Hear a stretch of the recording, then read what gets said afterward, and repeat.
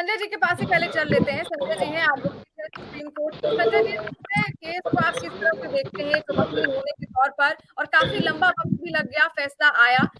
ऐसे केसेज़ में अमूमन किस तरह की धाराएँ लगती हैं और आगे कानूनन किस तरह कार्रवाई होती है? देखिए, सबसे पहले ये बहुत ही स्वागत योग्य और जबरदस्त निर्णय है सुप्रीम कोर्ट का, जिसने जो इलाहाबाद हाई कोर्ट का जजमेंट है उसको परिपक्व रूप से सराहा है और कहा है कि जो इलाहाबाद हाई कोर्ट ने कहा है उसको हम स्वीकार करते हैं। इलाहाबाद कोर्ट ने 2014 में जब अपना निर्णय दिया था तो उन्होंने डिमोलिश करने की बात की थी। एक बहुत अहम बात है, दो टावर्स के बीच में शिवानी एक 16 मीटर्स का मिनिमम गैप रिक्वायर्ड है, ये एक रूल है।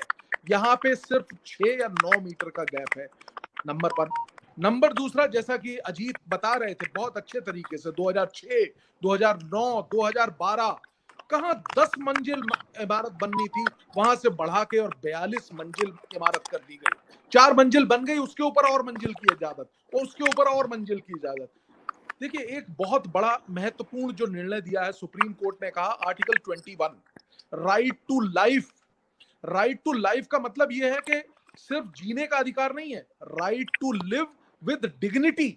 आपको हवा का सही सही सांस लेने के लिए स्वच्छ हवा का अधिकार है, सही रोशनी आए, धूप आपके ऊपर आए। इन टावर्स की वजह से जो आलमंड सोसाइटी है उसके मैं उनको बधाई देना चाहता हूं, और वो लोग सही में जुझारू लोग हैं जिन्होंने इस लड़ाई को इतने सालों तक लड़ा है। अब जाके सरकारें जाग रही हैं। क्या ये टावर एक दिन में शिवानी बन गया क्या? देखिए, कानून की व्यवस्थाओं को ऐसे उड़ाया गया जैसे कि जिसका कोई शब्द नहीं है मेरे पास। आज मैंने बनाए इतने टावर्स, उसके बाद मैंने पैसे देके दूसरे और टावर ऐड करवा लिए, मैंने पैसे देके और टावर ऐड करा दिए। उतनी ही जमीन पे हजारों लाखों करोड़ों रुपए का बिजनेस हो गया मेरा। तो ये इस चीज को बहुत जबरदस्त तरीके से हमारे जो उत्तर प्रदेश की हाई कोर्ट है, सराहनीय योग्य है, मैं कहना चाहता हूं।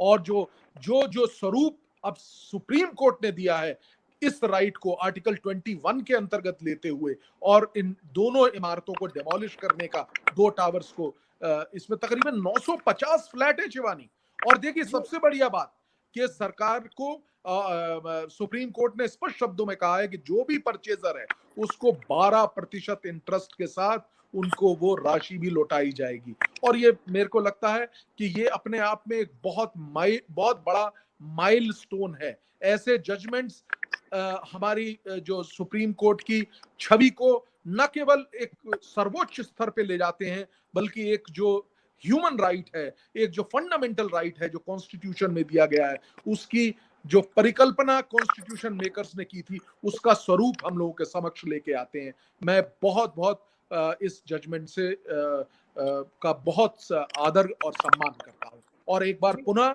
आपके माध्यम से भी सुप्रीम कोर्ट को और उत्तर प्रदेश हाई कोर्ट को बधाई भी देता हूं। मैं एक बात यहाँ पे ऐड करना चाहूंगा, संजय जी, मैं आप ही के अगर आप पास मुझे आ भी रही परमिट थी, करें। बोलिए बोलिए, मैं आप ही थैंक के यू पास वेरी आ मच रही शिवानी जी। जो मेरी बात अभी जो उपाध्याय जी कह रहे थे, मैं उसमें एक एडिशन करना चाह रहा हूँ। देखिए, सब ये रेरा का है, कंज्यूमर फोरम्स हैं, इन सब लोगों को अब एक शक्ति मिलेगी। वो इस निर्णय से एक नया आयाम पैदा होगा। तो वो, मुझे ऐसा लगता है कि इन जितने फोरम्स हैं जहां पे कंज्यूमर्स अपने डिस्प्यूट्स को लेके जाते हैं, वहां पे भी एक बहुत बड़ा इसका प्रभाव पड़ने वाला है। जितने भी जो फोरम्स हैं, district forum, district commission, state commission, national commission, अब उनको सुप्रीम कोर्ट ने एक इस तरह का शस्त्र दे दिया है मेरे हिसाब से, एक इतनी परिपक्व मजबूती के साथ वो कंज्यूमर्स के फेवर में बात कर सकते हैं। इस निर्णय से ये निचोड़ निकाला जा सकता है, और वो उनको एक अपार शक्ति मिल गई है, मेरा ऐसा मानना है। और बाकी जो बातें उपाध्याय जी ने कही है वो अपने आप में बहुत अहम है। जो कंज्यूमर्स का राइट्स हैं, कंज्यूमर्स के जो अधिकार हैं, उनको सर्वोपरि माना गया है। सर्वोपरि, सबसे ऊपर वो रहेंगे। और इस तरह से, और इसके अलावा जो एक सबसे महत्वपूर्ण बात है, आर्टिकल 21, यानी कि हमें रहने का अधिकार है, स्वच्छ हवा का अधिकार है, धूप का अधिकार है, तमाम चीजें आप उसको नहीं रोक सकते अपने फायदे के लिए। मैं सिर्फ ये एक एडिशन करना चाह रहा था। बहुत बहुत आभार आपका। बिल्कुल, और संजय जी ने भी यही बात कही, और इससे पहले अभय जी ने भी यही बात कही कि जो कंज्यूमर है, इस पूरे फैसले के आने के बाद आप खुद को बहुत ताकतवर महसूस कर रहे हो। जी, बिल्कुल। संजय जी, यहाँ मैं पर आप जुड़े हैं और आपको वक्त भी थोड़ा कम है, तो आपसे एक सवाल ये करना चाहूंगी। यहाँ पर जब सुपरटेक है, उसने अभी कहा है कि वो सुप्रीम कोर्ट के इस आदेश के खिलाफ पुनर्विचार याचिका भी डालेगा। आपको क्या लगता है, उस पर सुनवाई होगी या फिर वो खारिज हो जाएगी? क्या सुन सकते हैं आप मुझे? क्या सुन सकते हैं मुझे? मैं जी, यूपी जी, संजय जी एक जवाब दे मिनट, रहे हैं। मैं जो मेरे से सवाल पूछा गया मैं उसका जवाब दे दूं। हेलो, देखिए, पुनर्विचार याचिका का अधिकार उनको है, लेकिन प्रायः ऐसा देखा जाता है सुप्रीम कोर्ट में हेलो, पुनर्विचार याचिका जो है यूपी जी, उसका आपकी आवाज सक्सेस रेशियो में संजय जी शिवानी जी अपना आपको जवाब बताऊं, इस वक्त दे रहे हैं, वो सुन लेते हैं। जी संजय जी। मैं सिर्फ ये कह रहा हूं कि शिवानी जी, जो पुनर्विचार याचिका का सक्सेस रेशियो है, अगर मैं आपसे कहूं तो आप स्तब्ध रह जाएंगे। 99.5% पुनर्विचार याचिकाएं खारिज हुई। इसका कारण यह है कि जब तक कोई तथ्य नहीं होता, यहाँ पे क्या ये इस तथ्य के खिलाफ पुनर्याचिका लग सकती है कि इनको अधिकार है, किसी को धूप, किसी को हवा, किसी को एयर प्रॉपर आने से रोकने का अधिकार है।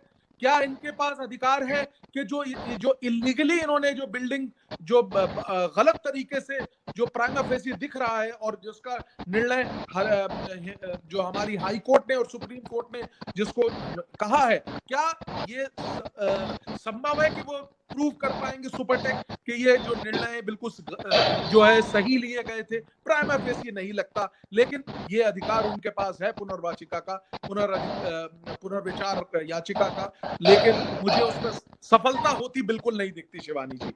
बिल्कुल, यानी कि अधिकार तो जरूर है, लेकिन अब वो सफल होगा या फिर नहीं, ये सवाल जरूर है। मेरी आवाज मिल रही है आपको? जी जी, बिल्कुल मिल रही है। अब आप बोल सकते हैं संजय जी। जी जी, मेरा कहना यह है कि जैसा अबू जी ने अभी कहा कि उनको ऐसा लग रहा है कि पैसे बायर्स को नहीं मिलेंगे, मुझे ऐसा लगता है कि ये सुप्रीम कोर्ट का निर्णय है, और अगर 2 महीने का जो समय दिया गया उसके पीरियड के दौरान पैसा नहीं दिया जाएगा तो ये कंटेम्प्ट ऑफ कोर्ट हो जाता है। और मुझे इस पे पूर्ण विश्वास है कि कोई भी व्यक्ति एटलीस्ट सुप्रीम कोर्ट का कंटेम्प्ट ऑफ कोर्ट नहीं करेगा, क्योंकि एक बहुत बड़ा उनको हर्जाना देना पड़ सकता है उसके बाद। तो मैं इनकी बात से यहाँ पे बिल्कुल इत्तेफाक नहीं रखता हूँ, और मेरा ऐसा मानना है कि जैसा सुप्रीम कोर्ट ने कहा है, पुनर्विचार याचिका के बाद भी अगर वही निर्णय रहता है, जो कि एक बहुत डायनामिक डिसीजन है, जैसा कि उपाध्याय जी भी कह रहे थे, मेरा ऐसा मानना है कि ये अपने आप में एक बहुत परिपक्व निर्णय है।